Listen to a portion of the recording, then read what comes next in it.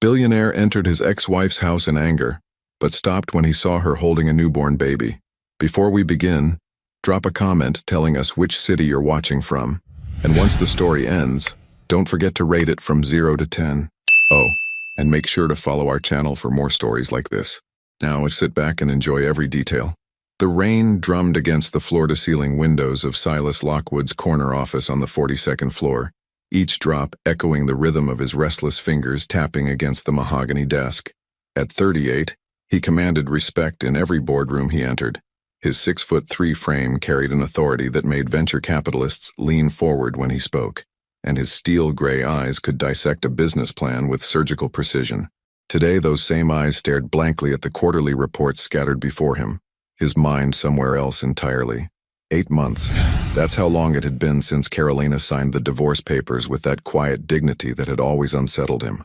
No screaming, no dramatic gestures, just her elegant signature in blue ink, sealing the end of 5 years that had felt both eternal and impossibly brief. "Mr. Lockwood?"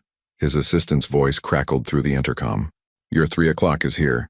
Silas straightened his charcoal Armani tie and ran a hand through his dark brown hair, still thick despite the stress lines that had deepened around his eyes over the past year. "Send him in." David Chen, his former head of operations, walked in with the easy confidence of someone who had moved on to bigger things. The merger with Green Tech Solutions had been lucrative for both of them, and David now ran his own sustainable energy consultancy. "Silas, good to see you." David's handshake was firm, his smile genuine. "How's the transition going with the new team?" They talked business for 20 minutes. Solar panel innovations, battery storage solutions, the kind of technical discussions that usually energize Silas. But today his responses felt mechanical, automatic. His mind kept drifting to memories he'd spent months trying to bury. Carolina's laugh when she'd catch him working at 2 a.m., the way she'd leave coffee by his laptop without saying a word, how she'd curl up in the reading nook of their Tribeca loft with her camera equipment spread around her like artist's tools. "You seem distracted," David observed, leaning back in the leather chair. "Everything all right?" Silas forced a smile. "Just the usual pressures. You know how it is." Actually, speaking of catching up, David's expression shifted slightly, becoming more cautious. "I ran into someone who mentioned Carolina the other day, at that gallery opening in Soho." The name hit Silas like a physical blow, though he kept his expression neutral. He'd trained himself not to react to mentions of her, to treat their shared history like a closed business deal. "Oh?" The word came out more sharply than he intended. David hesitated, clearly debating whether to continue. "Look, I probably shouldn't say anything, but they mentioned she had a baby recently. Just a couple weeks ago, I think." The world seemed to tilt on its axis. Silas felt his chest tighten, a sensation he hadn't experienced since the day she'd packed her cameras and left their apartment for the last time. His fingers gripped the edge of his desk. "A baby?" His voice sounded strange to his own ears. "Yeah, and—" David paused, looking uncomfortable. "This might sound crazy, but they said the kid looks just like you. Same eyes, apparently, dark hair. I mean, it's probably just coincidence, but—" The rest of David's words became white noise. Silas's mind was racing, calculating dates, remembering their last months together. The fights about his schedule, her increasing silences, the way she'd stopped asking him to come to bed at reasonable hours, and that final conversation about children, when she'd looked at him with hope that he'd crushed with 3 careless sentences. "Filhos não cabem em uma agenda como a minha," he'd said in Portuguese, the language he defaulted to when he was being cruel. "Children don't fit into a schedule like mine." She hadn't brought it up again. 2 months later, he'd asked for the divorce, convinced they wanted different lives, convinced she'd be better off without him. Now, sitting in his temperature-controlled office 42 floors above the chaos of Manhattan, Silas felt something crack inside his chest.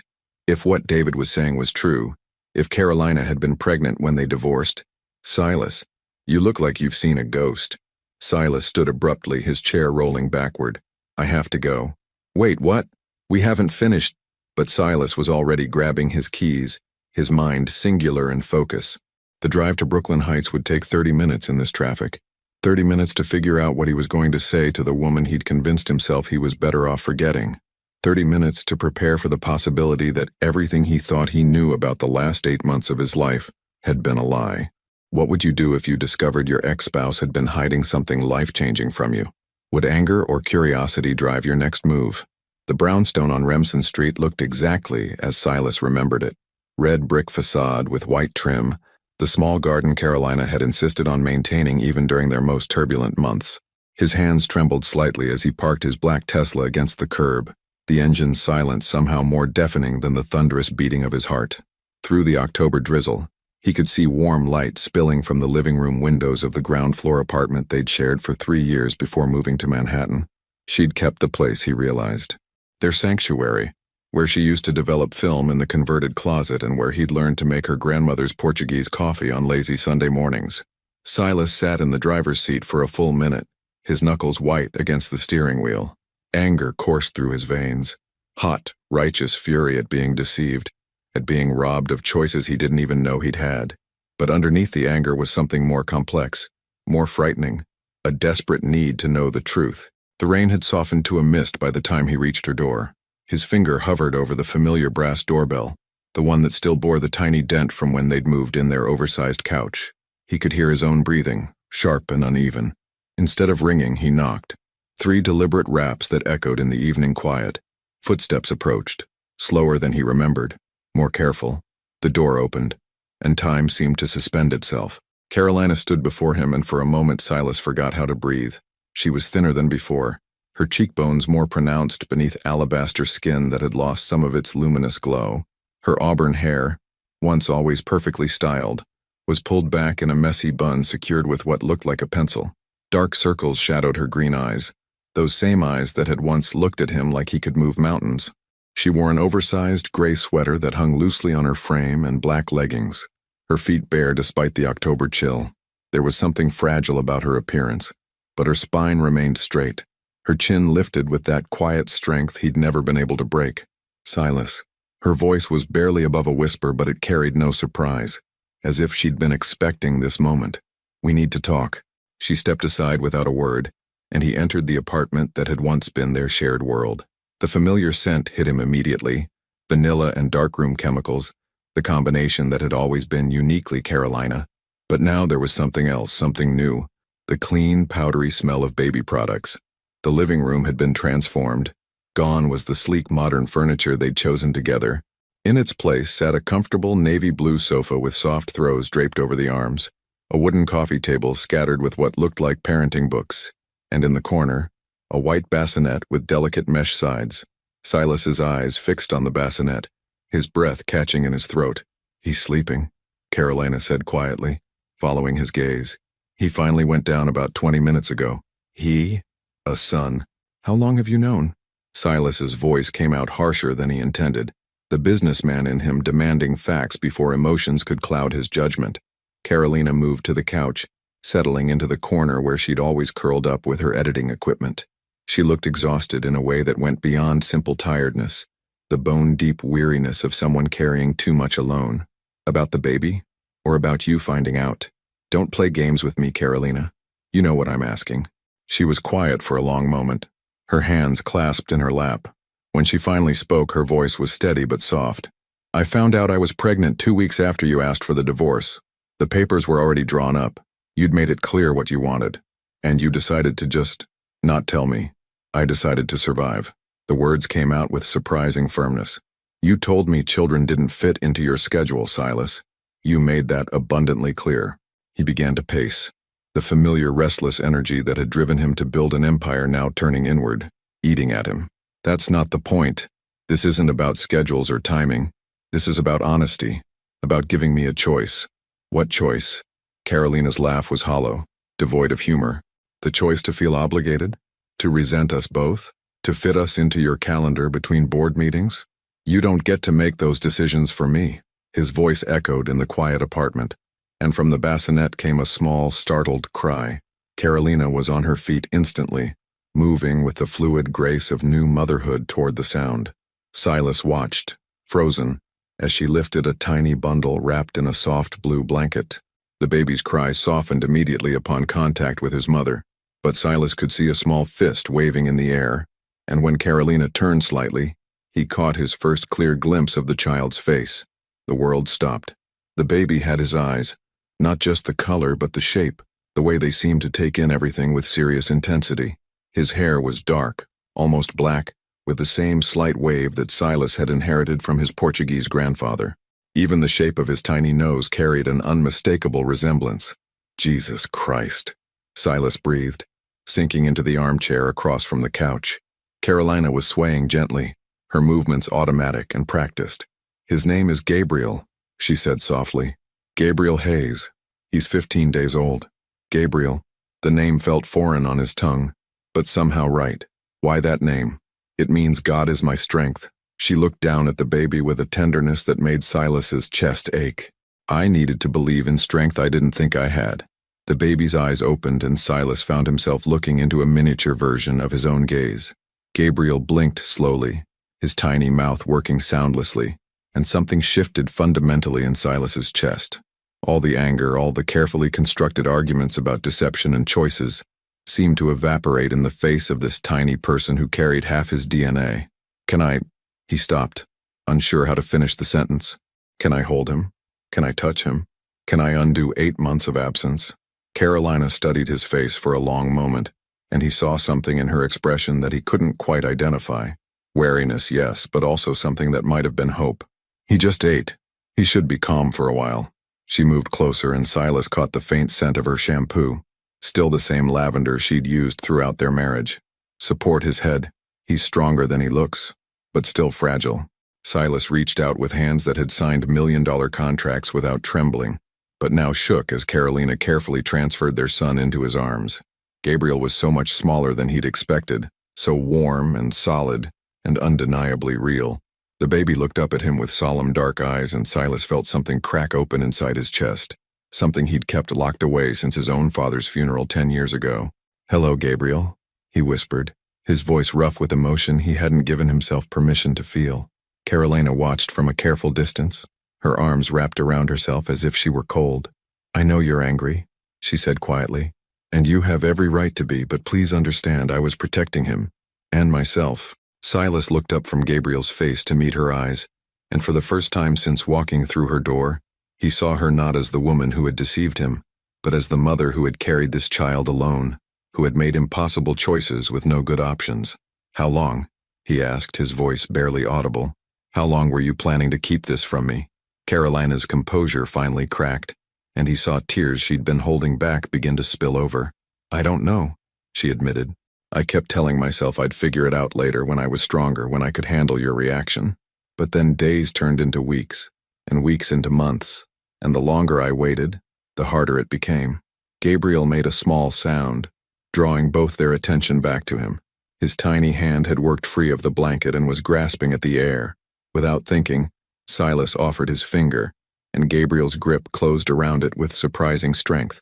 In that moment, holding his son for the first time while the woman he'd once loved more than his own ambition cried quietly across the room, Silas understood that everything he thought he knew about his life, about himself, about what mattered, was about to change forever. Silas stayed until Gabriel fell asleep again, which took 47 minutes. Not that he was counting. He found himself memorizing everything. The way his son's breathing created the tiniest movements in his chest, how his dark eyelashes cast shadows on his cheeks, the soft sound he made that was almost like a sigh when he finally surrendered to sleep. Transferring Gabriel back to Carolina's arms felt like giving up something he'd just discovered he needed. "I should go," he said, though every instinct screamed against leaving. "It's getting late, and you look exhausted." Carolina nodded, settling Gabriel back into his bassinet with movements that spoke of countless repetitions. "The first few weeks are intense. I'm still figuring out his rhythms." Silas watched her adjust the baby's blanket with practiced care, and the reality of what she'd been doing alone for over 2 weeks hit him like a physical blow. While he'd been attending board meetings and closing deals, she'd been learning to be a mother with no support system, no partner to share the overwhelming responsibility of keeping this tiny person alive and thriving. "Carolina," his voice caught slightly, "what you've been doing, raising him alone. I can't imagine how difficult." "Please don't." She cut him off gently, but firmly. "I don't need your pity, Silas. I made my choices based on what I thought was best for everyone involved. And what about now? What happens now that I know?" She was quiet for so long he wondered if she'd heard him. When she finally turned from the bassinet, her green eyes held a wariness that made his chest ache. "I don't know," she admitted. "I honestly never thought this far ahead. I was just trying to survive each day." Silas pulled out his phone, and after a moment's hesitation, handed it to her. Put your number in. The same one, or I changed it after the divorce. She took the phone, her fingers moving quickly across the screen. I needed a fresh start. A fresh start that hadn't included him. The words stung more than they should have. When she handed his phone back, their fingers brushed briefly, and he felt the same electric jolt that had always existed between them. From her sharp intake of breath, he knew she'd felt it too. I'll call you tomorrow, he said, sliding the phone back into his jacket pocket. We need to talk about everything. Support, schedules, how this is going to work. Silas. Her voice stopped him at the door. I need you to understand something. If you're going to be part of his life, you're all in, or you're not in at all. I won't have Gabriel wondering why Daddy only shows up when it's convenient. The weight of her words settled around him like a challenge. All in. Silas Lockwood had built his fortune on calculated risks, on knowing exactly what he was getting into before he made any commitment. This was the opposite of everything he understood about control and planning. I understand, he said, though he wasn't sure he understood anything anymore. The drive back to his Manhattan penthouse passed in a blur of city lights and racing thoughts. Silas's reflection in the elevator mirrors looked like a stranger. Same expensive suit, same confident posture, but his eyes held something new, something unsettled. His apartment, with its floor-to-ceiling windows overlooking Central Park, felt cavernous and sterile after the warm chaos of Carolina's place. The silence was oppressive. He'd always prized quiet, had specifically chosen this building for its soundproofing, but now it felt like a tomb. He poured himself 3 fingers of Macallan and stood at the window, watching the city pulse with life 40 stories below. Somewhere in that maze of lights, Carolina was probably struggling with a 2 a.m. feeding, exhausted and alone while their son, demanded everything she had to give. The whiskey burned, but not as much as the knowledge that he'd spent 15 days of his child's life completely ignorant of his existence. His phone buzzed. A text from an unknown number, but one he now knew belonged to Carolina. Thank you for coming tonight. I know this is overwhelming. G is usually fussy around 3 a.m. if you want to call and hear him cry through the phone. Despite everything, Silas found himself almost smiling. Even in the middle of this emotional earthquake, Carolina was trying to inject levity into the situation. It was so typically her, finding humor in the darkest moments, offering connection even when she had every reason to build walls. He typed back, "Will you answer if I call?" Her response came quickly, "Probably. I don't sleep much these days anyway." At 3:17 a.m. his phone rang. Gabriel's cries filled the line before Carolina even said hello, the sound of pure infant outrage that somehow reached into Silas's chest and twisted something he didn't know was there. Right on schedule, Carolina's voice came through, slightly breathless. "He's got your punctuality." "What do you do?" Silas asked, settling into his leather chair. "When he cries like that?" "Everything," she laughed, but it sounded tired. "Check his diaper, try feeding him. Walk around the apartment singing off-key lullabies. Sometimes he just needs to know someone's there." Silas could hear her moving around, the soft shush-shush sounds she was making to comfort Gabriel. "Are you walking with him now?" We're doing laps around the living room. I've probably walked 3 miles tonight just in this apartment." "Sing to him." "What?" "You said you sing to him. I want to hear." There was a pause, and Gabriel's cries softened slightly. Then, barely audible through the phone, came Carolina's voice singing a Portuguese lullaby Silas recognized from his childhood. His grandmother had sung the same song to him during the rare nights she'd babysat while his parents worked late. "Dorme, dorme, meu menino, dorme que vou trabalhar." Her pronunciation wasn't perfect, but the melody was hauntingly beautiful in her voice. Gabriel's cries gradually faded to soft hiccups, then to silence. "How do you know that song?" Silas's voice was rough with unexpected emotion. "You used to hum it sometimes when you were concentrating." I looked up the words. There was a pause. I thought maybe someday I'd want to remember something good about us." They stayed on the phone for another hour, mostly in comfortable silence, punctuated by Gabriel's occasional sounds and Carolina's gentle responses. Silas found himself listening not just to his son, but to the rhythm of Carolina's life, her soft footsteps, the creak of the rocking chair she must have bought for nursing, the quiet sounds of someone learning to be everything to someone else. "Carolina," he said finally, when Gabriel had been quiet for several minutes. "I want to help, really help, not just write checks. I want to learn how to do what you're doing." Another long pause. "It's not easy, Silas. It's not something you can master with strategy and determination. Some nights I have no idea what I'm doing. Some days I cry as much as he does. Then let me not know what I'm doing with you. The words surprised him as much as they seemed to surprise her. He'd built his entire adult life around competence, around being the expert in every room he entered. The idea of deliberately entering territory where he would be fumbling and uncertain was terrifying and oddly liberating. "I'll think about it," she said quietly. "This is all so new, and I'm still figuring out how to protect him, how to protect myself, from me, from hoping for things that might not last." After they hung up, Silas sat in his chair until dawn broke over the Manhattan skyline, thinking about hope and protection, about the woman who'd once believed he could be more than he'd proven himself to be, and about the son who represented a chance at becoming someone he'd never imagined he could be.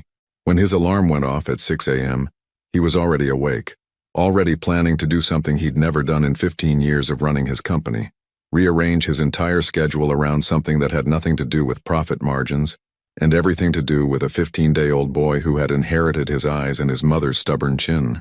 3 days later, Silas stood outside Carolina's door at 7 a.m., holding 2 large coffee cups and a bag of fresh bagels from the bakery she'd always loved in their neighborhood.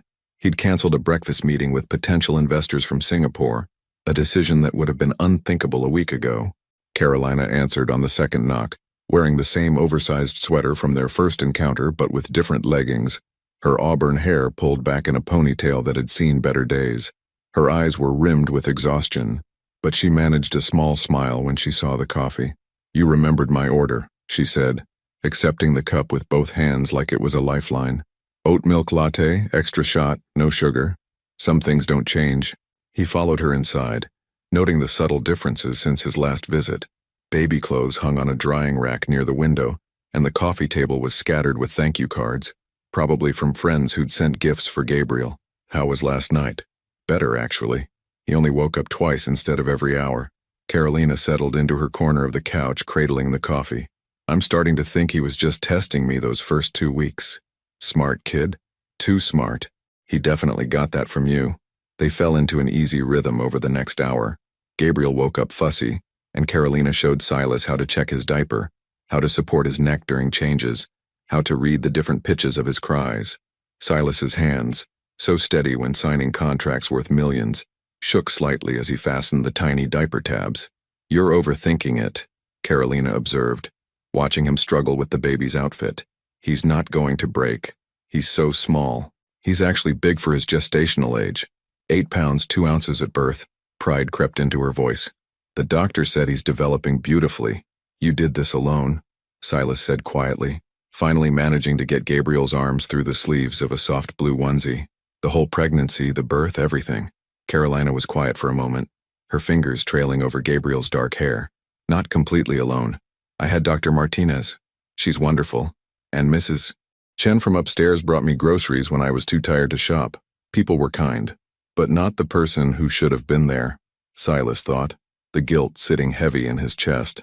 Gabriel began to fuss again, and Carolina moved to take him, but Silas held up a hand. "Let me try." He lifted Gabriel carefully, remembering how Carolina had shown him to support the head, and began the swaying motion he'd watched her do.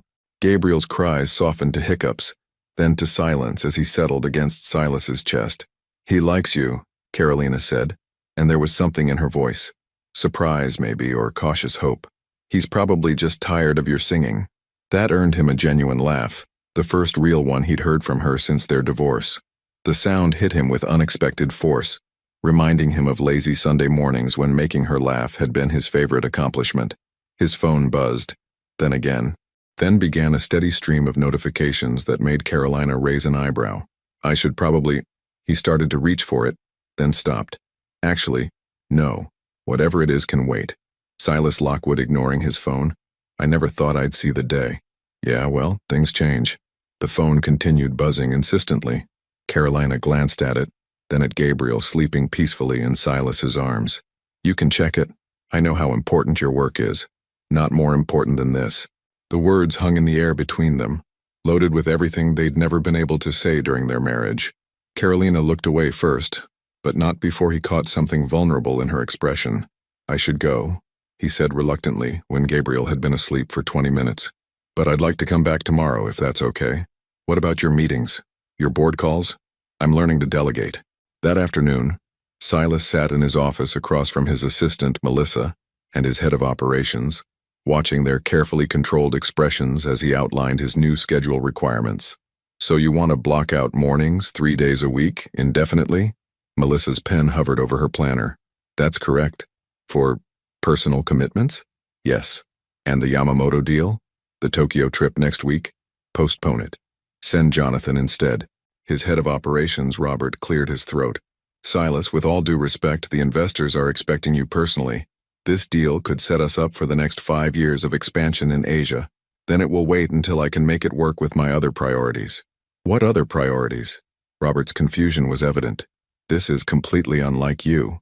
Silas looked out his window toward Brooklyn, where Carolina was probably preparing for another sleepless night with their son. I became a father, Robert. My priorities have shifted. The silence in the room was deafening. You became a father? Melissa's voice was carefully neutral, but he could see her mind racing through the implications for his calendar, his travel schedule, his entire way of life. 2.5 weeks ago, his name is Gabriel. Congratulations, Robert said slowly. I had no idea you were. Is there someone we should be sending flowers to? A partner we should know about? It's complicated.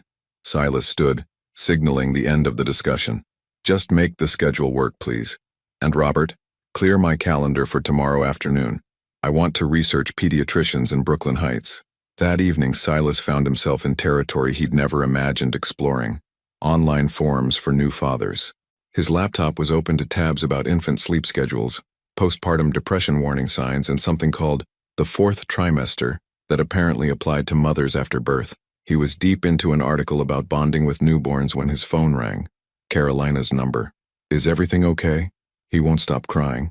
Her voice was strained, barely audible over Gabriel's wails. It's been 2 hours, Silas. I've tried everything, and he just won't stop. I'm coming over. You don't have to. I'm already in the car. He made the drive in 22 minutes, taking corners with the precision of someone with a specific mission. Carolina met him at the door, Gabriel red-faced and screaming in her arms, her own face streaked with tears she'd clearly been trying to hide. I don't know what's wrong, she said, her voice breaking. He was fine this morning, and then he just started and won't stop. I'm a terrible mother. I can't even. Hey. Silas stepped inside and pulled the door closed behind him. You're not terrible, you're exhausted, give him to me. Carolina transferred Gabriel to his arms, and for a moment, the baby's cries intensified. Then gradually, they began to subside. Not stop completely, but soften to frustrated whimpers. How did you? Body temperature, maybe? I run warmer than you. Silas kept his voice low and steady, rocking gently. Or maybe he just needed a different voice. Carolina sank onto the couch, covering her face with her hands. I've been alone with him for 17 days straight. I love him more than anything, but I feel like I'm drowning. Silas sat beside her, Gabriel finally quiet against his chest. You don't have to be alone anymore. She looked up at him through her fingers, and he saw something crack in her carefully maintained composure. I'm scared, Silas.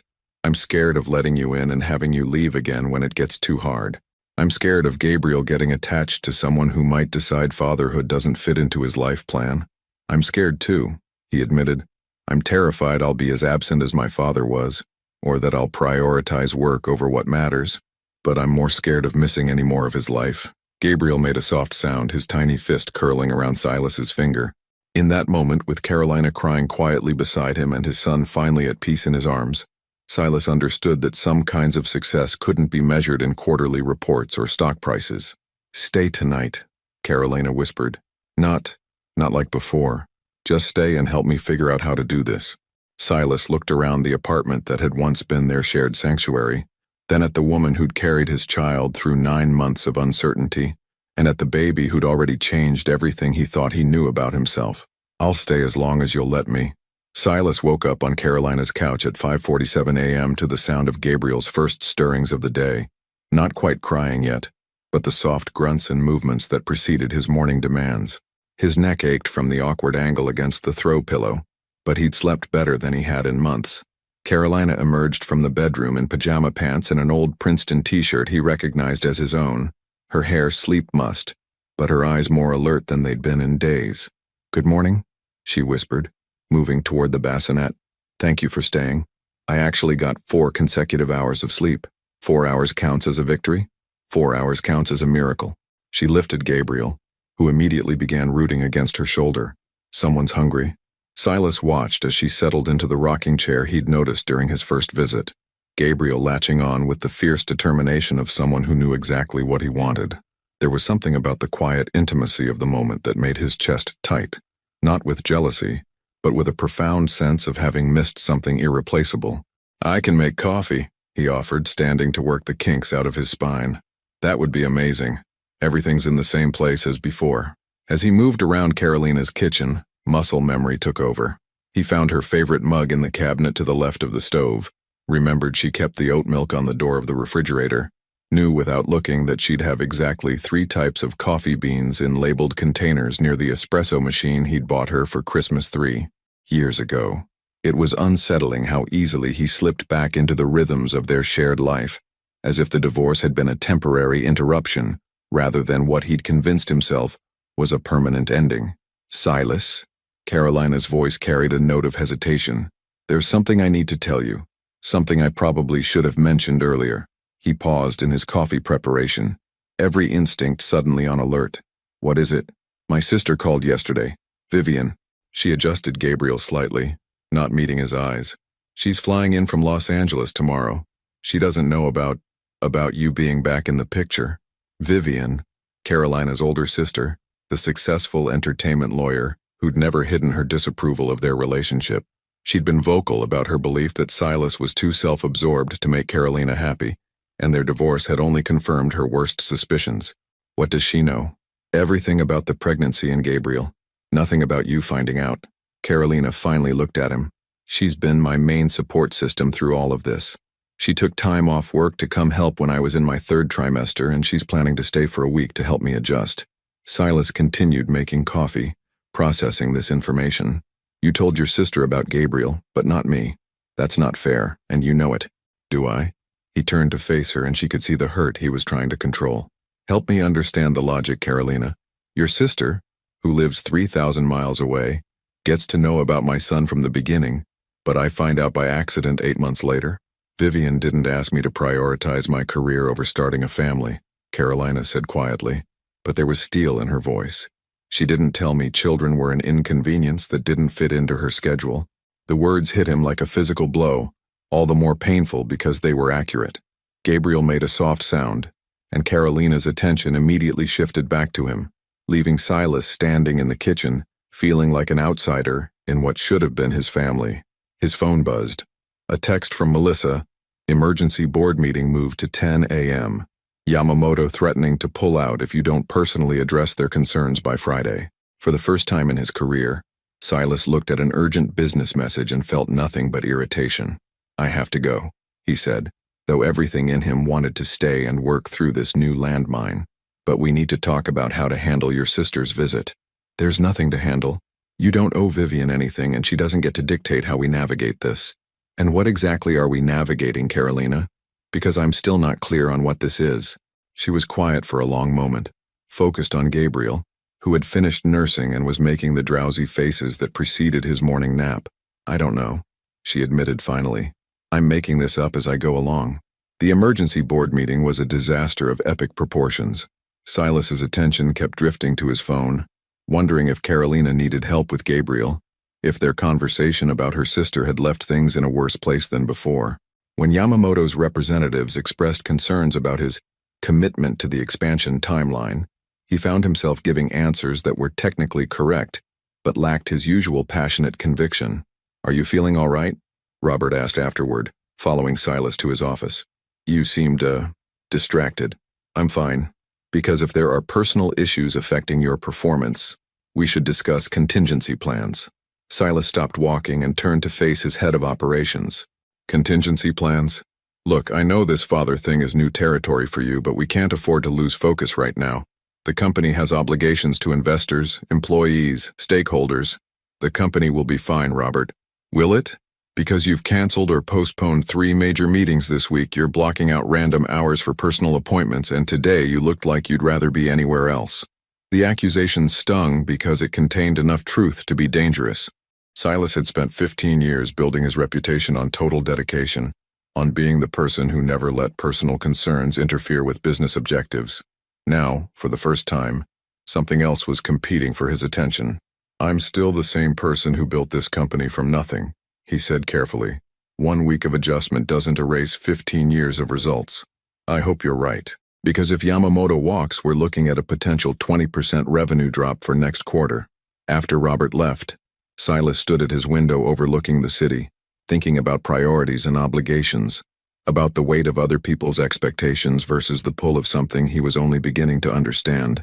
His phone rang. "Carolina, is this a bad time?" "Never." The word came out before he could think about it. "Gabriel's been fussy all afternoon and I think he might be getting sick. His temperature is slightly elevated and he's not eating as much as usual." There was worry in her voice, the kind of parental anxiety he was beginning to recognize. "I called the pediatrician but they can't see us until tomorrow. What can I do?" "Nothing, probably. I wanted someone to know, in case I'm overreacting or underreacting. I don't have experience with sick babies. I'm coming over." "Silas, you don't have to. I'm already leaving." He hung up and grabbed his jacket, pausing only to tell Melissa he was done for the day. As the elevator descended toward the parking garage, he caught his reflection in the polished doors and realized he looked different somehow, less sharp around the edges, more human. The drive to Brooklyn Heights felt longer than usual, every red light an unnecessary delay between him and his family. His family. When had he started thinking of them that way? Carolina was pacing the living room when he arrived, Gabriel against her shoulder, both of them looking slightly frazzled. "How is he?" "Still warm, but not dangerously so. I think I was panicking." She transferred Gabriel to his arms and Silas immediately felt the subtle change in the baby's temperature. "He does feel warm. Have you given him anything?" "The pediatrician said to monitor him and call if it gets worse. But it's so hard to know what's normal and what isn't." They spent the evening taking turns holding Gabriel, monitoring his temperature, and consulting the stack of parenting books Carolina had accumulated. As the hours passed, Gabriel's fever broke, and he returned to his normal pattern of eating and sleeping. "False alarm," Carolina said with relief as Gabriel settled into what looked like a peaceful sleep around 10 p.m. "Better safe than sorry." They sat on opposite ends of the couch, the day's tension still lingering between them. Finally, Carolina spoke. "I know you're angry about Vivian knowing before you did." "I'm hurt," Silas corrected. "There's a difference." "I needed someone, Silas. When I found out I was pregnant, I was terrified and alone, and she was the only person I trusted not to judge me for the choices I'd made. And you couldn't trust me with that?" Carolina looked at him with something that might have been pity. "You just asked for a divorce because you thought I wanted too much from you. How was I supposed to tell you I was carrying your child?" The question hung between them, unanswerable and damning. Silas knew she was right, knew that the man he'd been 8 months ago would have seen a pregnancy as confirmation that she was trying to trap him into a life he didn't want. "I would have done the right thing," he said finally. "The right thing according to who? Your sense of obligation, your lawyers, your PR team?" Carolina shook her head. "I didn't want Gabriel to be someone's obligation, Silas. I wanted him to be someone's choice. And now?" She was quiet for a long moment, studying his face. "Now I think maybe you're choosing differently than I expected, but I'm still scared of what happens when the novelty wears off, when being a father becomes another item on your endless to-do list." Before he could respond, Gabriel stirred in his bassinet, making the small sounds that usually preceded a crying session. But instead of escalating, he settled back into sleep, as if reassured by the sound of their voices. "He likes having you here," Carolina observed. "Maybe he just likes having backup when you're stressed." "Maybe."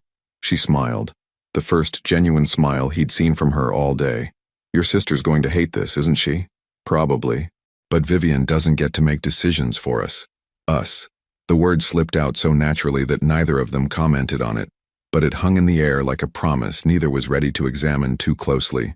Vivian Hayes arrived like a small hurricane on Saturday morning, her stiletto heels clicking against the hardwood floors of Carolina's apartment with the precision of a metronome. At 34, she carried herself with the confident authority of someone who commanded respect in boardrooms filled with men twice her age. Her honey blonde hair was pulled back in a sleek chignon, and her tailored black pantsuit screamed expensive even to Silas's trained eye. She stopped short when she saw him sitting on the couch, holding Gabriel against his chest while Carolina showered. "Well, well," Vivian said, setting down her leather weekender bag with deliberate control. "This is unexpected." "Vivian."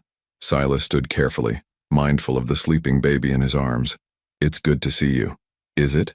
Her blue eyes, so similar to Carolina's but harder around the edges, assessed him with the same intensity she probably used to evaluate hostile witnesses.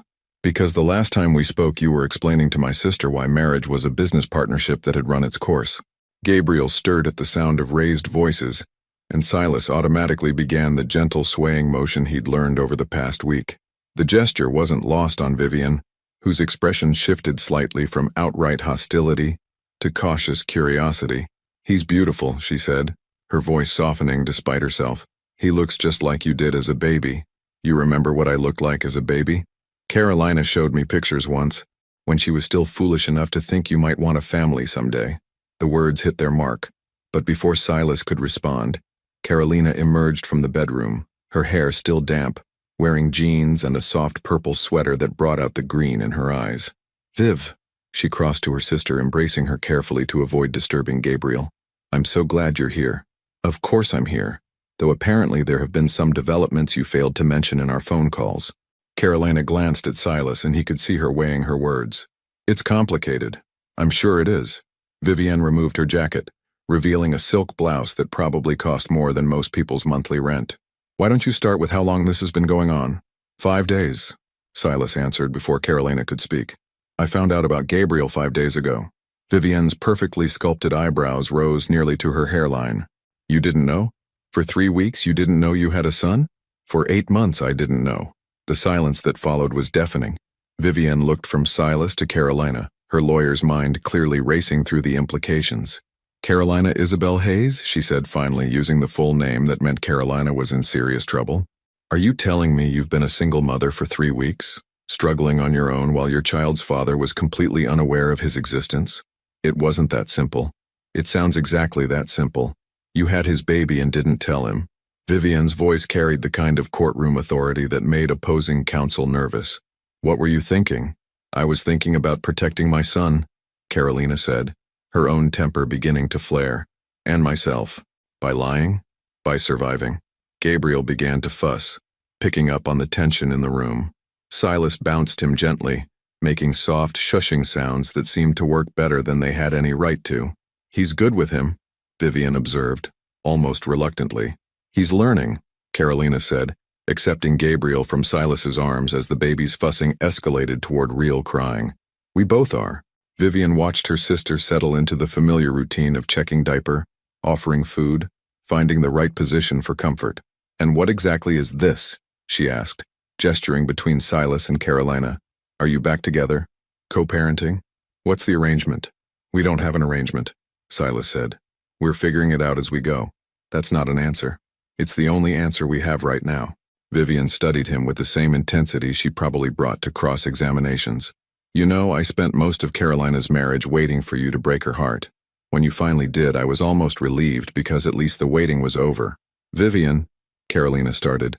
"No, let me finish." Her sister held up a hand. "I watched her make herself smaller to fit into your life. I watched her give up photography assignments because they conflicted with your schedule. I watched her stop talking about the things she wanted because you'd made it clear they weren't priorities." Each word was a precisely aimed arrow, and Silas felt them hit their marks. "You're right. Am I? Because if I'm right, then what are you doing here now? What's different?" Silas looked at Gabriel, now content in Carolina's arms, then at Carolina herself, who was watching him with an expression he couldn't quite read. "Everything," he said simply. "Everything is different." "That's not enough," Vivian said. "Different how? Different why? What happens when your board of directors decides they need you in Tokyo for 6 weeks?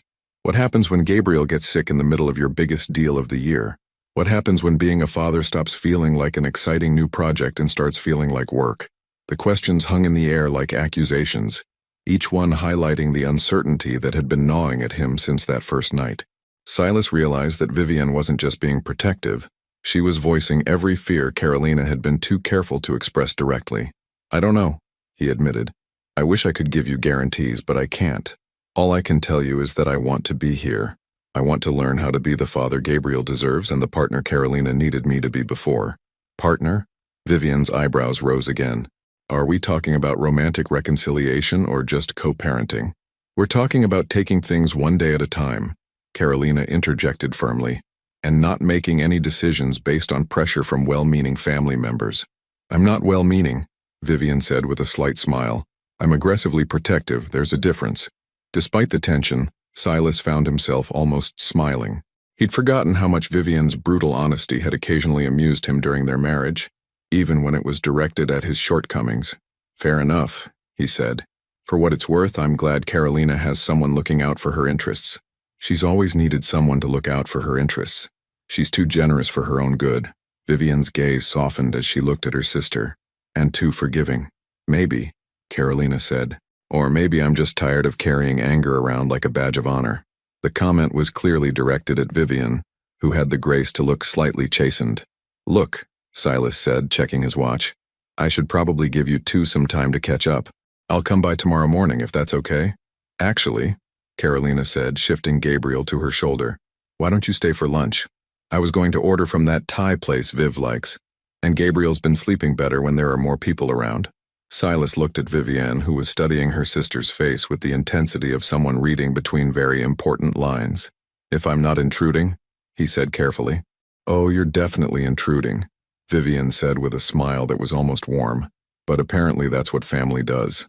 The word family settled over the room like a tentative blessing, acknowledged but not yet fully claimed by any of them.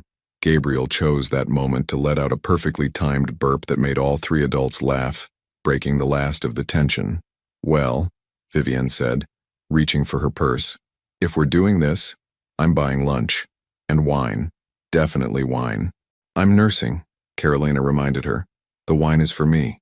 And possibly for him, she added, nodding toward Silas, depending on how many more uncomfortable questions I decide to ask. As Vivian pulled out her phone to place the food order, Silas caught Carolina's eye.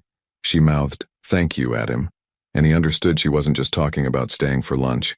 She was thanking him for submitting to Vivian's interrogation with grace, for not retreating when things got difficult. For the first time since Gabriel's existence had turned his world upside down, Silas felt like maybe he was getting something right.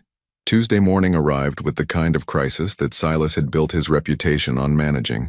At 6:47 a.m., while he was learning to prepare Gabriel's morning bottle with the precision Carolina had taught him, his phone exploded with calls from Tokyo, Singapore, and 3 different board members.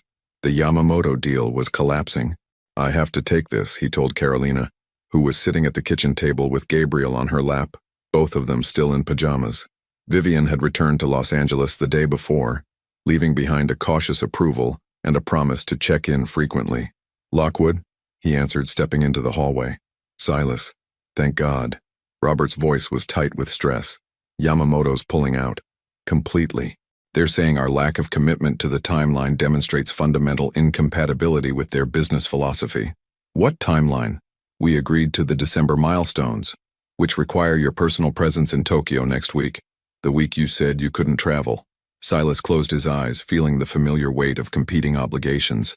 Through the thin walls, he could hear Gabriel beginning to fuss, and Carolina's soft voice trying to soothe him. Find an alternative. Send the full executive team.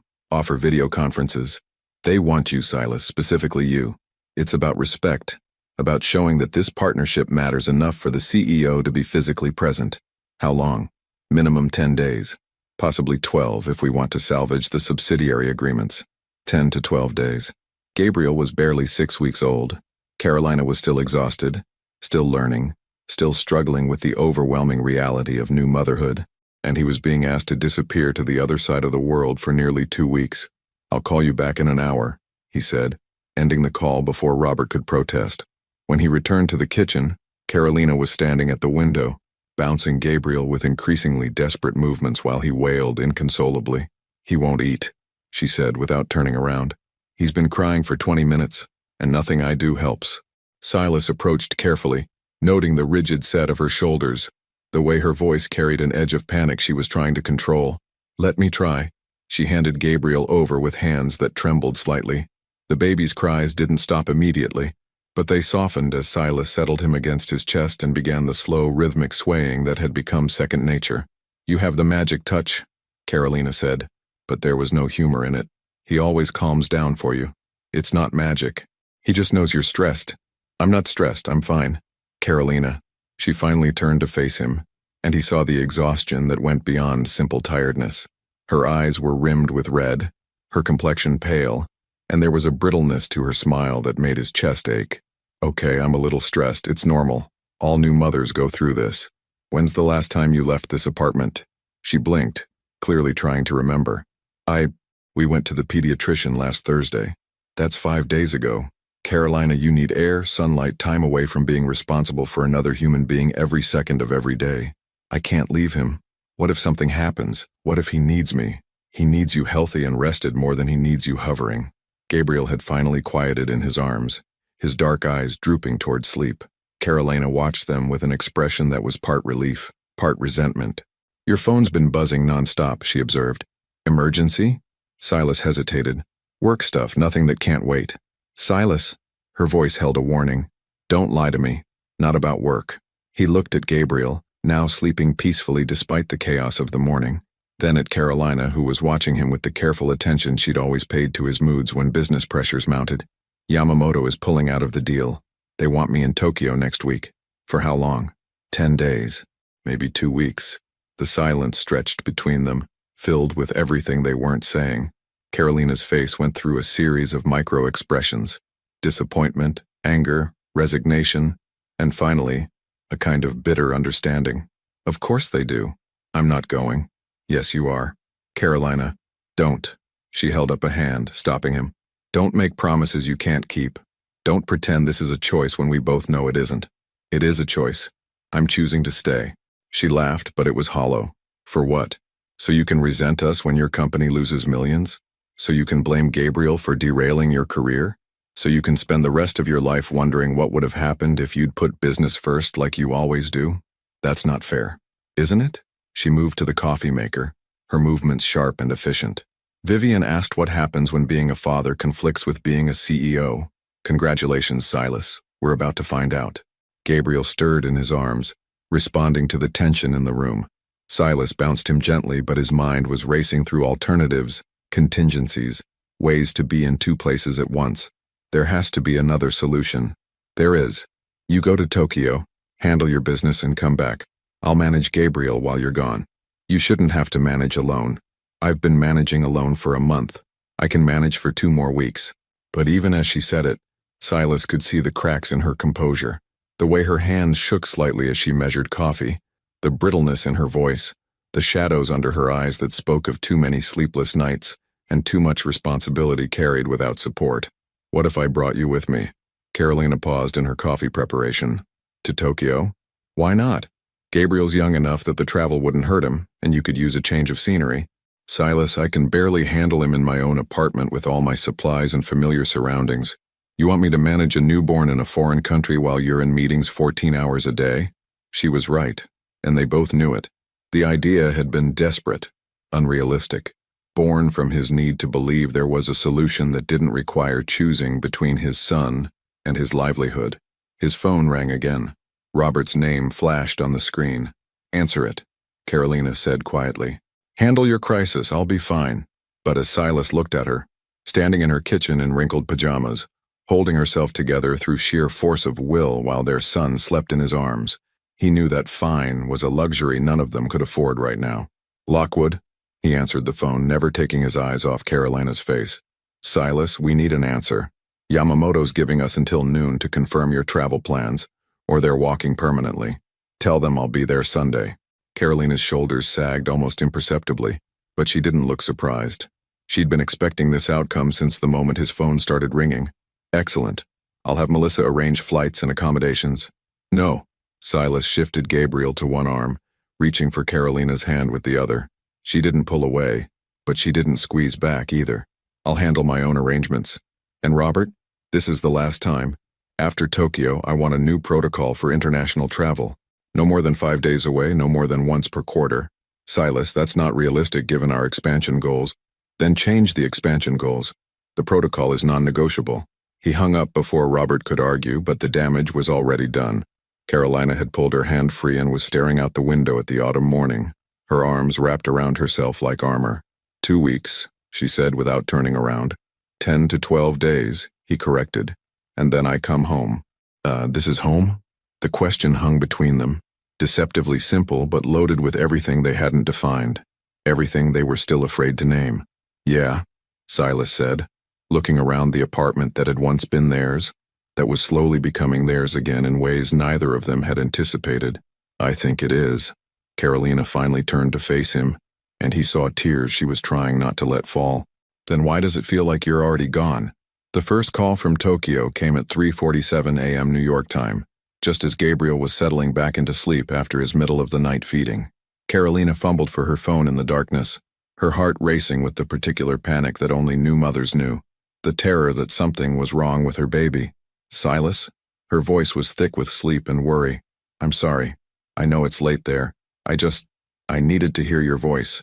She could hear the exhaustion in his words, the weight of time zones and business pressures and the distance between them. He'd been gone for 6 days, and already the rhythm they'd been building felt fragile, uncertain. How's the meeting going? Terrible. Yamamoto's team is treating this like a hostage negotiation. Every concession requires 3 hours of discussion and approval from Tokyo headquarters. He paused, and she could picture him running his hand through his hair the way he always did when frustrated. How's Gabriel? Fussy today. He seems to know you're gone. It wasn't entirely true. Gabriel had been fussy, but Carolina suspected it had more to do with her own anxiety than his father's absence. Babies, she was learning, were remarkably attuned to their caregiver's emotional state. And how are you? The question caught her off guard with its gentleness. During their marriage, Silas had often asked about her day, but it had usually been perfunctory, asked while checking emails or reviewing documents. This felt different, like he was really listening. Tired, but okay. Carolina. Really, I'm fine. Mrs. Chen brought soup yesterday and Vivian calls twice a day to check on us. That's not what I'm asking. She was quiet for a moment, listening to Gabriel's soft breathing from the bassinet beside her bed. Through the phone she could hear the distant sounds of Tokyo at midday. Traffic, construction, the urban symphony of a city that never slept. I miss you, she admitted finally. I hate that I miss you, but I do. I miss you too. Both of you. How much longer? At least another week. Maybe more if they keep changing the terms. Carolina closed her eyes, fighting back the tears that seemed to come so easily these days. Postpartum hormones, she told herself, though she knew it was more complicated than that. I should let you get back to sleep, Silas said. Kiss Gabriel for me. I will. After he hung up, Carolina lay in the darkness for a long time, listening to her son breathe and trying not to think about how easily she'd slipped back into missing Silas Lockwood, how quickly she'd begun to depend on his presence, his help, his steady confidence in moments when she felt like she was drowning. By the second week, their phone calls had developed a routine. Silas would call during her evening, his early morning when Gabriel was usually having his fussiest period of the day. They'd talk through feeding schedules and sleep patterns, share stories about their respective days, maintain the illusion of shared parenting across 12 time zones. But the strain was showing. The deal's falling apart, Silas told her on Thursday night, his voice hollow with exhaustion. Yamamoto wants to restructure the entire partnership model. We might be looking at another few days of negotiations. Another few days? Carolina was walking laps around her living room, Gabriel crying inconsolably against her shoulder. Silas, it's been 8 days already. I can't. I need help. Real help, not just phone calls. I know. I'm trying to find a way to cut this short. Are you? Because from here it sounds like you're doing exactly what you've always done, prioritizing business over everything else. The words came out harsher than she'd intended, fueled by 8 days of single parenting and the growing certainty that nothing had really changed between them. That's not fair, Carolina. Isn't it? You said 10 to 12 days maximum. It's been 8 days, and now you're talking about extending further. The deal is worth $40 million. And Gabriel is worth what exactly? What's your son worth on your balance sheet, Silas? The silence on the other end of the line was deafening. Gabriel's cries intensified, as if he could sense the tension even through her attempt to keep her voice level. I'm coming home, Silas said finally. No, you're not. You're going to stay and close your deal because that's who you are. That's who you've always been. Carolina, listen to me. I have to go. Gabriel needs me. She hung up before he could respond, immediately regretting the harshness of her words but unable to take them back. Gabriel was screaming now, his face red with infant rage, and she felt her own composure cracking. "I'm sorry," she whispered to him, settling into the rocking chair. "Mommy's just tired, and scared, and angry at your daddy for being exactly who I knew he was." The next morning brought an unexpected knock at her door. Carolina opened it to find a woman in her 50s with kind eyes and graying brown hair, pulled back in a neat bun. "Ms. Hayes? I'm Margaret Riley. Mr. Lockwood hired me to help with the baby." Carolina stared at her, Gabriel fussing in her arms. "He hired you? I'm a postpartum doula. I specialize in supporting new mothers during the transition period." Margaret held up a bag that clearly contained baby supplies. "Mr. Lockwood was very specific about your needs. He said you've been managing alone and could use some experienced help. I didn't ask for help." "No, but your partner did. And from what I can see, you need it." Carolina looked down at herself. Wrinkled clothes, unwashed hair, the kind of exhaustion that went bone deep. Gabriel chose that moment to let out a particularly pitiful wail. "May I?" Margaret held out her arms, and Carolina found herself handing over her son before she'd consciously decided to trust this stranger. Gabriel's cries softened almost immediately. Margaret bounced him with the easy confidence of someone who'd soothed thousands of babies, her movements economical and effective. "Better?" she murmured to Gabriel, then looked at Carolina. "When's the last time you had a proper meal? Or a shower longer than 5 minutes?" I don't remember." "Right. Here's what's going to happen. I'm going to watch Gabriel while you take a long hot shower. Then you're going to eat something that doesn't come from a can or a delivery bag. Then you're going to sleep for 4 consecutive hours while I handle baby duty. I can't just leave him with a stranger. I'm not a stranger. I'm a professional with 15 years of experience and references from over 200 families." Margaret's voice was gentle but firm. "Your partner flew me here from Chicago because he's worried about you. Because he loves you both and wants to make sure you're taken care of while he handles his business obligations." The phrase business obligations stung, but Carolina was too tired to argue, and Gabriel was completely calm in Margaret's arms, looking up at her with the serious expression he usually reserved for studying interesting ceiling patterns. 4 hours? Carolina asked tentatively. 4 hours minimum. Go shower. I'll be here when you get out. The shower was a revelation. Hot water, solitude, time to think without the constant background soundtrack of Gabriel's needs. When she emerged, she could hear Margaret talking softly to Gabriel in the living room, her voice carrying the easy rhythm of someone comfortable with infant conversation. Carolina found them on the couch, Gabriel wide awake and alert, Margaret reading to him from a book of nursery rhymes as if he could understand every word. "He likes stories," Margaret observed without looking up. "Very attentive for his age. He gets that from his father. Silas has always been able to focus intensely on whatever interests him." "And what interests Mr. Lockwood these days?" Carolina settled into the chair across from them, feeling more human than she had in days. "I thought it was Gabriel and me, but this week has reminded me that business will always come first." Margaret looked at her with the knowing expression of someone who'd seen this dynamic play out many times before. "He hired me at 2 a.m. Tokyo time, woke up a placement agency, paid premium rates for immediate service, and had me on a plane within 6 hours. That doesn't sound like someone putting business first. He's guilty. There's a difference." "Is there?" "Because the man I spoke to sounded like someone desperate to take care of his family from 3,000 miles away." Before Carolina could respond, her phone rang. Silas's name flashed on the screen. She hesitated, then answered. "Hello. How's Margaret? Is she helping?" Yes, she's wonderful, thank you. You sound better. I had a shower, and 4 hours of sleep. Luxury beyond measure." "Carolina, about last night. You don't have to explain. I know how important the deal is." "No, you don't understand. I'm at the airport. I'm coming home." She felt her heart skip. "What about Yamamoto?" "I sent Robert and the full team to finish negotiations. The deal will either close without me or it won't. But I'm not missing another day of Gabriel's life for a contract signature." Carolina looked at Margaret, who was pretending not to listen while continuing to read nursery rhymes to Gabriel. "Silas, you don't have to." "Yes, I do. You were right. I am who I've always been. But maybe it's time to decide who I want to be instead." Through the phone, she could hear airport announcements, the bustle of travelers heading to destinations around the world. And in the middle of it all, Silas Lockwood was choosing to come home. "What time does your flight land?" "Tomorrow morning. Early. We'll be here." Both of you? Carolina looked at Gabriel, now sleeping peacefully in Margaret's experienced arms, and felt something shift in her chest. Not forgiveness exactly, but hope. The dangerous, fragile kind of hope she'd been trying not to feel.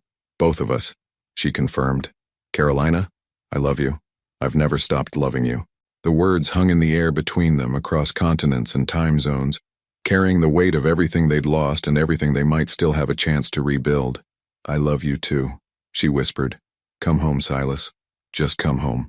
Silas arrived at Carolina's door at 6:23 a.m. with 3 days of stubble, wrinkled clothes, and eyes that carried the exhaustion of someone who'd spent 14 hours on airplanes thinking about everything he'd almost lost.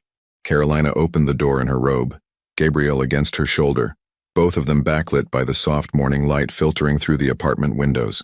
For a moment, they just looked at each other, two people who'd been married for 5 years, divorced for 8 months, and parents together for exactly 5 weeks. You look terrible, Carolina said softly, but there was warmth in her voice. You look beautiful. She did. Even exhausted, even in her ratty bathrobe with her hair in a messy bun, she looked like everything he'd been trying to get back to for the past 2 weeks. Come in, she said, stepping aside. Gabriel's been waiting for you. Silas dropped his luggage in the entryway and moved directly to his son, who was making the soft grunting sounds that usually preceded a demand for breakfast. The moment Gabriel saw him, his dark eyes widened with what Silas chose to interpret as recognition. Hey, buddy, he whispered, taking Gabriel from Carolina's arms. I missed you. Gabriel studied his face with serious intensity, one tiny hand working free of his blanket to grab at Silas's nose. The gesture was so perfectly normal, so beautifully ordinary, that Silas felt his throat tighten with emotion. How did it end? Carolina asked, leading him toward the kitchen. The deal? I don't know yet. Robert's handling the final negotiations. Silas settled into a chair, Gabriel comfortable against his chest. Honestly, I don't care anymore. Silas Lockwood doesn't care about a $40 million deal? Silas Lockwood doesn't care about anything that keeps him away from his family. The word family hung between them, acknowledged but still fragile. Carolina busied herself making coffee, her movements careful and deliberate. Margaret had to leave yesterday, she said, but she left detailed notes about Gabriel's feeding schedule and some techniques for when he gets fussy. How are you feeling? Really? Carolina paused in her coffee preparation, considering the question. Better. Those 4 hours of sleep made a difference, and having someone tell me I wasn't completely incompetent as a mother helped too. You're not incompetent. You're amazing. I don't feel amazing. I feel like I'm making it up as I go along and hoping Gabriel doesn't notice. That's called parenting, according to every book I read on the plane. Carolina turned to look at him surprised. You read parenting books? 3 of them, plus downloaded podcasts about postpartum support and infant development. He adjusted Gabriel slightly, the baby now completely relaxed in his arms. I figured if I was going to be a father, I should probably learn how to do it properly. Something shifted in Carolina's expression, a softening around her eyes, a relaxation in her shoulders that suggested she was allowing herself to hope again. And what did you learn? That I don't know anything, that every baby is different, that the first few months are basically survival mode for everyone involved. He looked down at Gabriel, who was drifting toward sleep, and that presence matters more than perfection. Carolina poured coffee into 2 mugs, adding oat milk to his without asking how he wanted it. After 2 weeks apart, the small gesture of remembered preference felt significant. There's something I need to tell you, she said, settling into the chair across from him, about why I really didn't tell you about the pregnancy. Silas looked up from Gabriel's sleeping face, noting the careful way Carolina was holding herself, as if preparing to share something difficult. It wasn't just because you said children didn't fit your schedule, she continued. It was because of what happened after. After? The night you asked for the divorce. Do you remember what you said about children? Silas felt a chill of apprehension. The night he'd asked for the divorce was mostly a blur of anger and hurt and the terrible certainty that they wanted different things from life. Not specifically.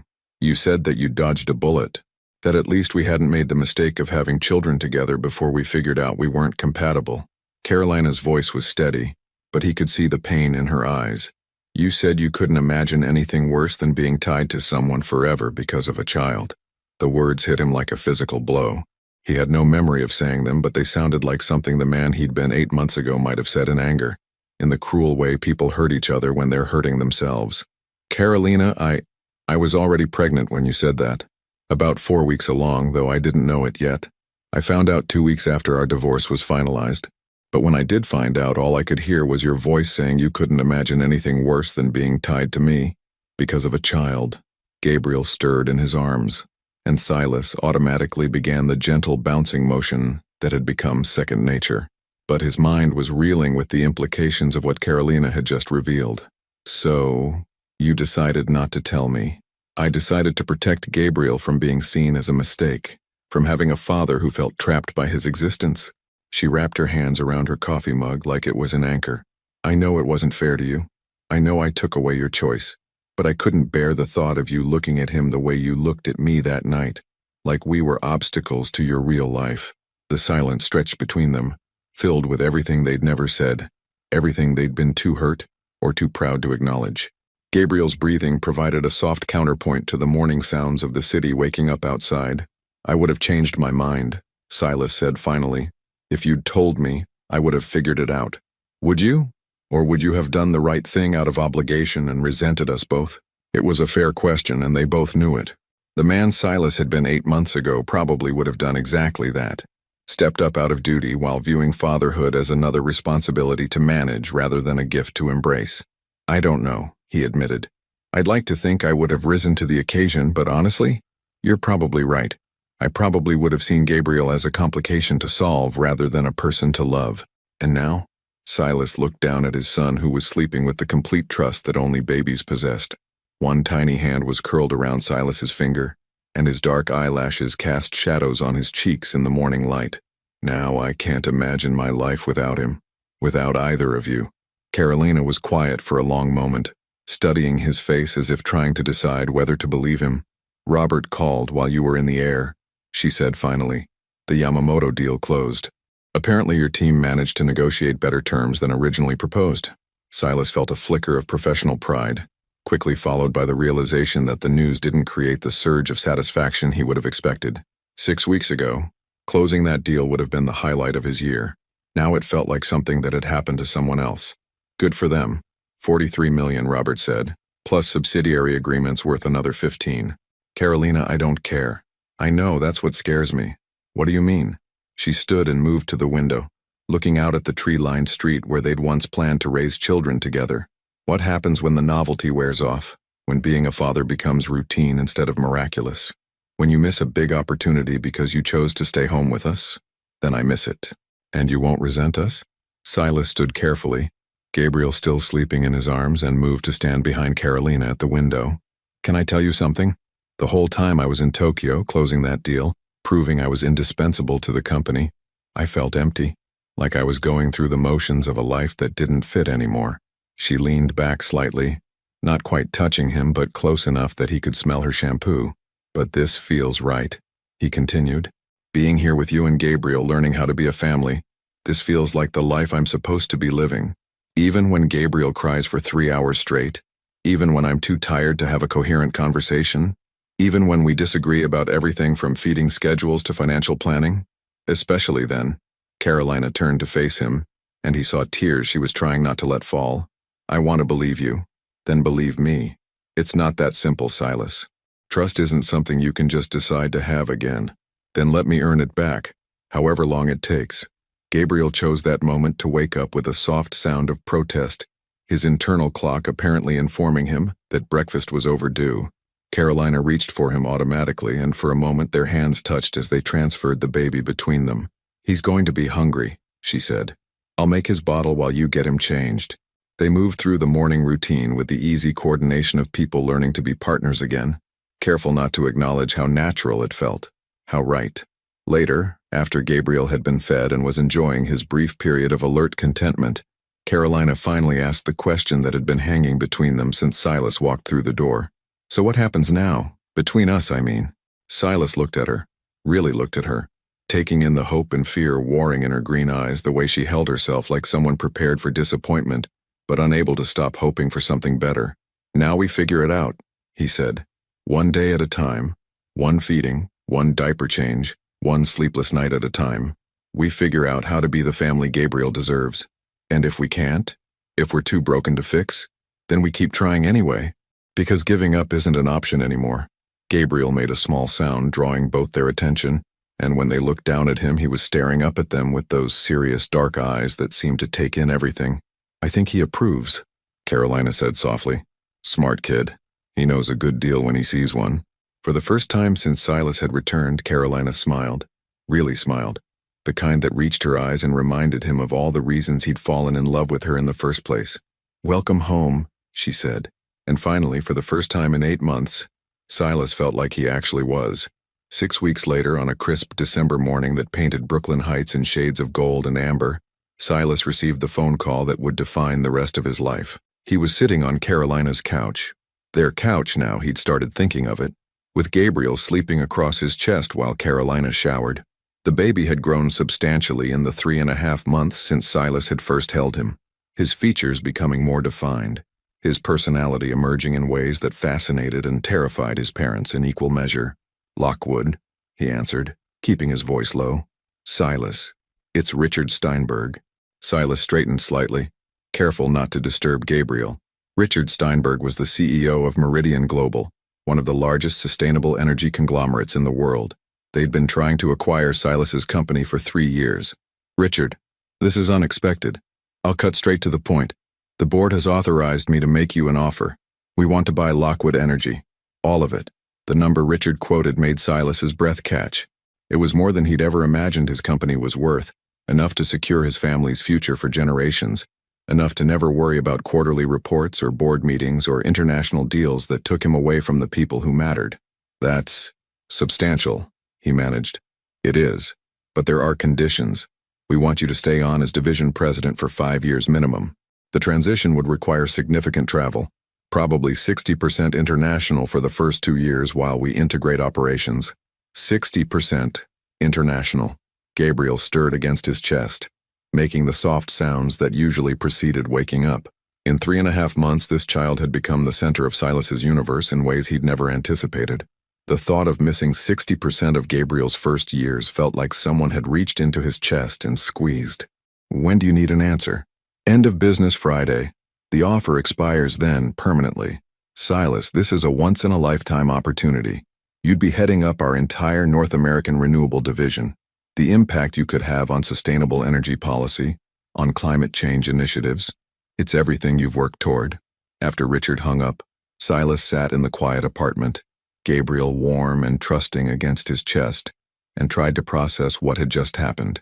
The offer was everything he'd dreamed of when he'd started his company 15 years ago. It was validation, security, the chance to change the world on a scale he'd never imagined possible. It was also 3 years of missing bedtimes and first words, and the 1,000 small moments that made up a childhood. Carolina emerged from the bedroom, her hair still damp, wearing jeans and the green sweater that brought out her eyes. She looked healthier than she had in months, the shadows under her eyes finally fading, her smile coming more easily. "Who was on the phone?" she asked, settling beside him on the couch.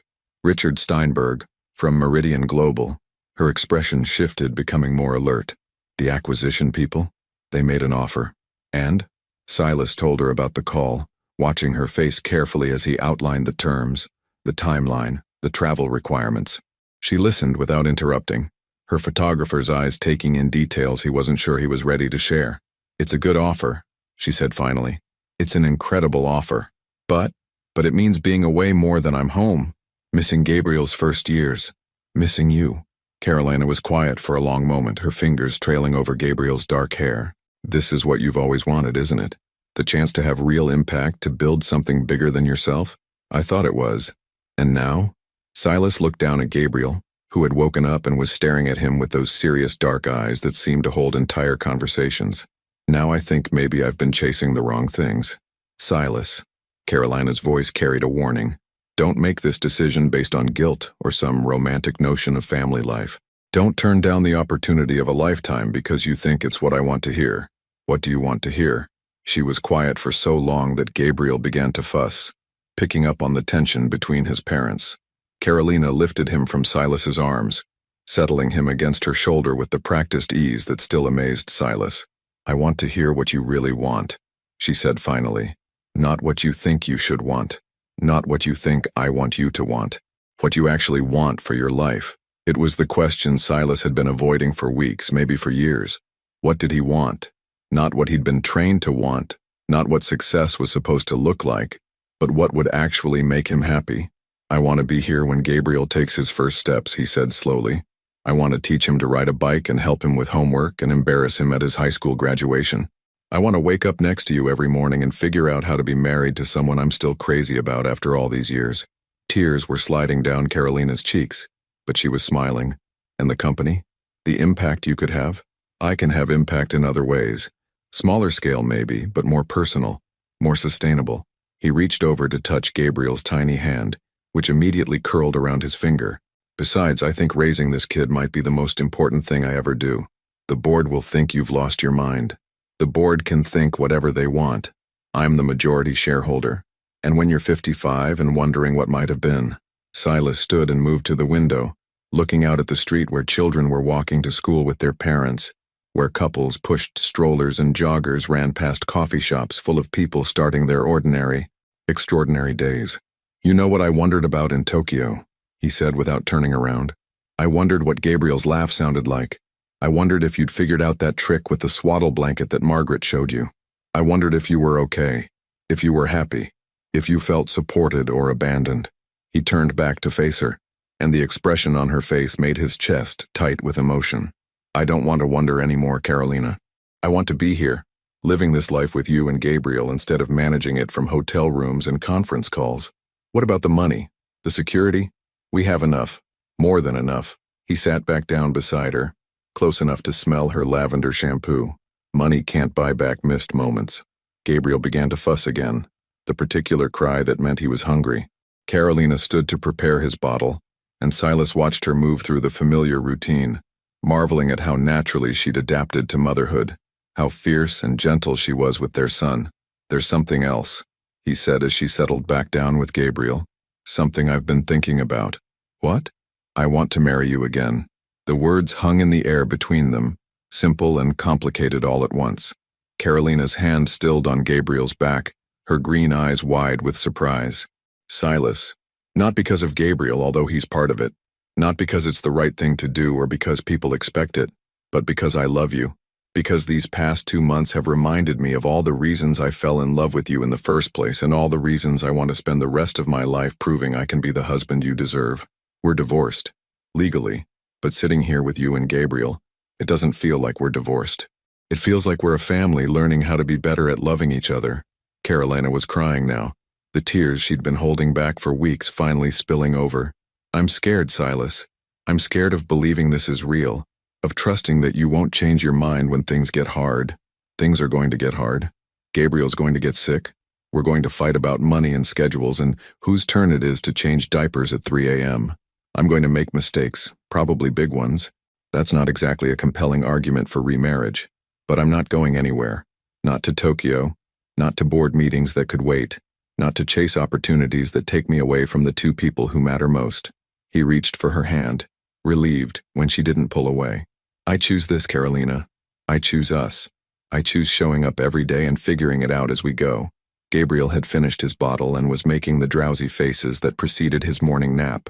Carolina stood to put him in his crib, and Silas followed, watching as she settled their son with the gentle efficiency that had become second nature. I need to call Richard back, he said as they stood looking down at Gabriel's sleeping form. To accept? To decline? Carolina turned to study his face, searching for uncertainty or regret. You're sure? I've never been more sure of anything in my life. She was quiet for a moment, then reached for his hand. Okay. Okay, let's figure it out. All of it. The business, the future, us. She smiled, and it was the smile that had made him fall in love with her 7 years ago. But I want a different kind of wedding this time. Smaller. More about us. Less about what people expect. Whatever you want. And I want Gabriel to be part of it. Ring bearer or something appropriately adorable. He's 3 months old, Carolina. He can't even hold his head up reliably. Details. Silas pulled her closer, careful not to disturb Gabriel, and kissed her forehead. I love you. Both of you. More than any deal, any opportunity, any version of success that doesn't include you. I love you too, she whispered against his chest. Welcome home, Silas. For real this time. Through the nursery window, snow had begun to fall, dusting the neighborhood in white and promising the kind of winter afternoon that families spent inside, warm and together, building the ordinary moments that became the foundation of a lifetime. Silas Lockwood had spent 15 years chasing extraordinary success. Now, standing in a converted closet that served as his son's nursery, holding the woman he'd almost lost forever, he finally understood that the most extraordinary thing he could achieve was this: a family, a home, a love that chose presence over profit, connection over conquest. It was, he realized, the deal of a lifetime. 2 years later, the sound of Gabriel's laughter echoed through the backyard of their new house in Park Slope, a genuine belly laugh that could make strangers on the street stop and smile. At 2 years and 3 months, he had developed into a toddler with his father's intense curiosity and his mother's infectious joy, a combination that kept both parents simultaneously exhausted and enchanted. Carolina lowered her camera, having captured the perfect shot of Gabriel chasing soap bubbles while Silas knelt on the grass, blowing more as fast as his son could pop them. The afternoon light was golden, filtering through the maple tree they'd planted the day they'd moved in, a symbol of putting down roots, of choosing to grow something together rather than chase opportunities in distant places. "Daddy, more bubbles," Gabriel demanded, his vocabulary expanding daily in ways that continued to amaze them both. "Magic word?" Silas prompted, already reaching for the bubble solution. "Please, more bubbles, please." "Much better, buddy." Carolina smiled, watching them together. Silas had kept every promise he'd made in that snowy December 2 years ago. He'd restructured his company, focusing on local sustainable energy projects that rarely required travel beyond New York City. He'd missed exactly 3 bedtime stories in 24 months, and those had been for genuine emergencies. He'd learned to braid hair, in preparation for potential future daughters, mastered the art of toddler negotiation, and had somehow become the parent Gabriel ran to when he was hurt or scared. The transformation hadn't been without challenges.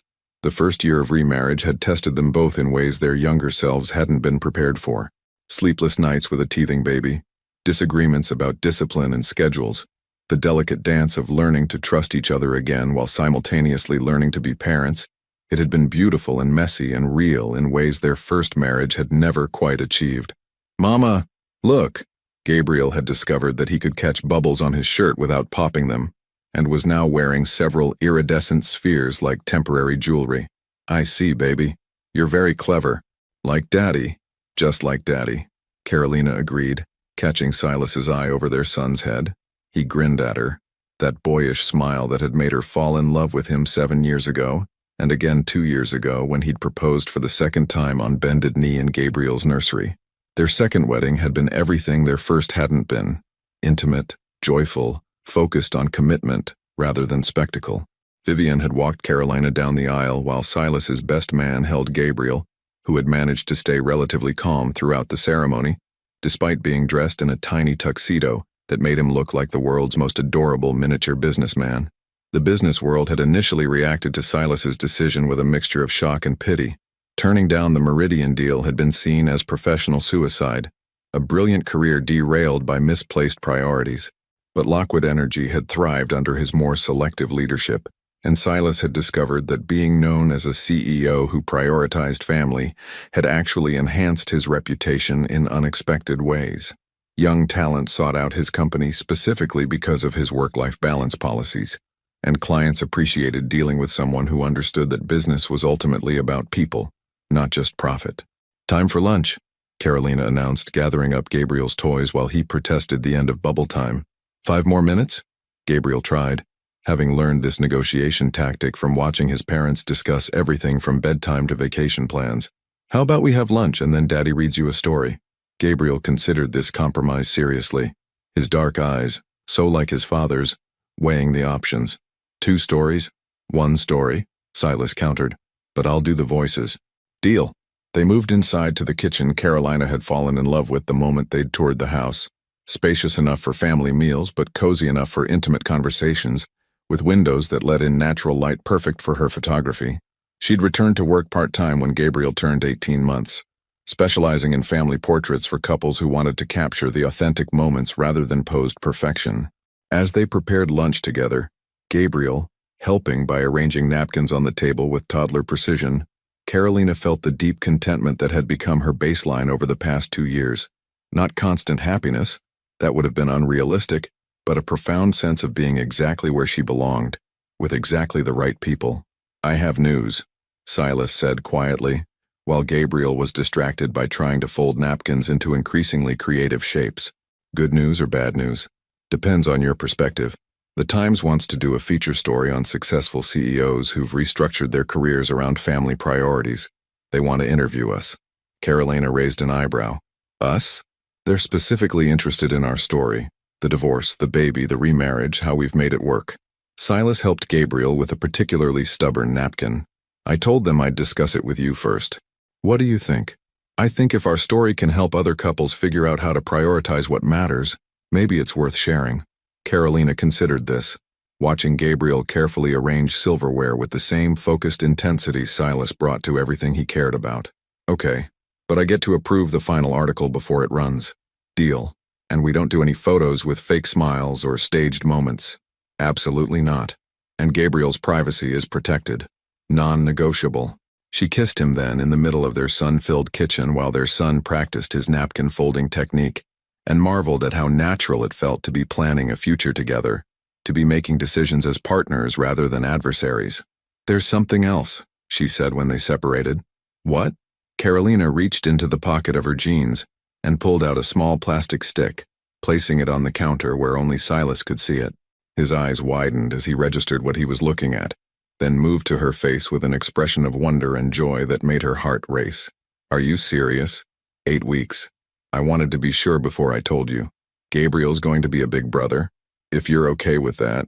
I know we haven't talked about having more children." Silas silenced her with a kiss that lasted long enough for Gabriel to notice and wrinkle his nose in toddler disgust. "You kissing," Gabriel pronounced with authority. "You'll understand when you're older, buddy," Silas said, lifting Gabriel onto his shoulders. "How do you feel about being a big brother?" "What's a big brother?" "It means you'll have a baby sister or brother to teach things to protect and help take care of." Gabriel considered this seriously. "Like how you take care of Mama and me?" "Exactly like that." "Okay, I can do that." Carolina laughed, photographing the moment with her eyes rather than her camera. Gabriel perched on Silas's shoulders, all three of them grinning in their imperfect, beautiful kitchen, planning for a future none of them could have imagined 2 years ago. That evening, after Gabriel had been read his promised story, with voices and tucked into his toddler bed, Silas and Carolina sat on their back porch, watching the sunset paint the sky in shades of pink and gold. "Do you ever regret it?" Carolina asked, her head resting on his shoulder. "The life you gave up? The opportunities you turned down?" Silas was quiet for a moment, considering the question seriously. "Sometimes I wonder what might have been. But then Gabriel laughs, or you smile at me over coffee in the morning, or I watch you work in your darkroom, and I remember that I didn't give up a life. I chose one.